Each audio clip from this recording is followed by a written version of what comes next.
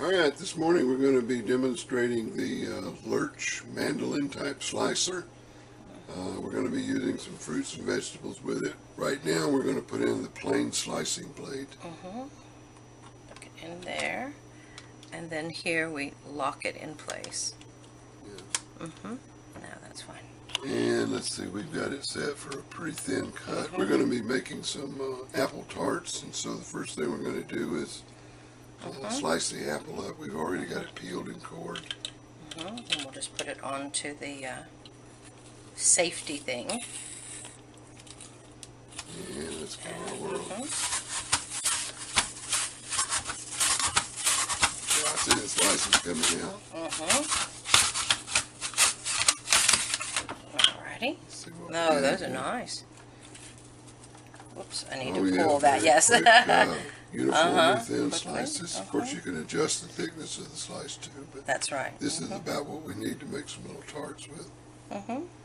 So there you have it. That's an apple. Be back in a minute and we'll do some more demonstration. Okay, we're going to do a tomato next, but first let me show you something about the slicing blade. It is adjustable. You have this green knob here. If you turn it clockwise, you get a thinner slice. And then if you back off and go counterclockwise, you'll get a thicker slice. Pretty easy to adjust. So we're going to set it right now for probably about 1/4 of an inch, and we're going to do some tomatoes next. So we'll be right back. Okay, we got a tomato in the food holder here, and let's just give it a try. Now tomatoes they have a very tough skin, so if you're not peeling the skin off, you're going to feel a lot of resistance when you go down there. And just kind of jiggle. Yeah. Now, if they were peeled, it would be much easier. But now we have 3 beautiful little slices. There we go. That's a small tomato, so we're only going to get about 3 or 4 slices out of it. But it did a pretty nice job with it. Again, if you peel your tomatoes, it will be much easier, but we like the tomato skins on. So we'll be back in a minute with another demo. Okay, now we're going to do some potatoes like for French fries, and I just want to show you something here. That in the middle section, there's a knob. Pull it out. You pull that knob out and turn it. You can turn up these vertical cutters, and there's 2 sets of these. This one here will give you a fairly thick fry, and then we'll turn the other one up, and theirs are much closer together. Those will give you like shoestring fries. We're going to try it with the larger size. This is 12 cuts, and this is 8 cuts. Yeah, okay. So we're going to be, also we put a different slicer in here. We put the crinkle slicer in. So we're going to be back in just a minute, and we'll see if we can make some French fries. Okay, we're ready to do a potato. And what we've done is taken a big russet here and cut it in half so that the food holder will fit over it. You could use the whole potato, but you'd have to use your hand to hold it, and I'm telling you, you don't want to get your hand too close to these cutters. So let's see how it is. Now we've still got the flat slicer on here. You've got a couple of other slicers, but we're going to use the flat slicer.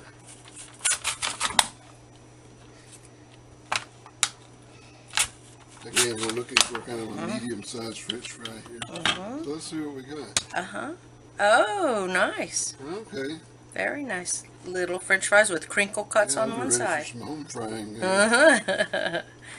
And the smaller one would then give you a very much shoestring. This is the larger one with 8 cuts. All right. That's nice potatoes. I would call that a successful run. Just not to leave them out, you've got 2 other cutters, flat cutters. One is a crinkle cutter. We've used that. We've tried it already. It's the crinkles make it a little bit harder to slice things. They put up a little more resistance. And then we've got this other cutter here, and to tell the truth, I'm not completely sure what it does. It just double crinkles them. Okay, double crinkles them. Double crinkle.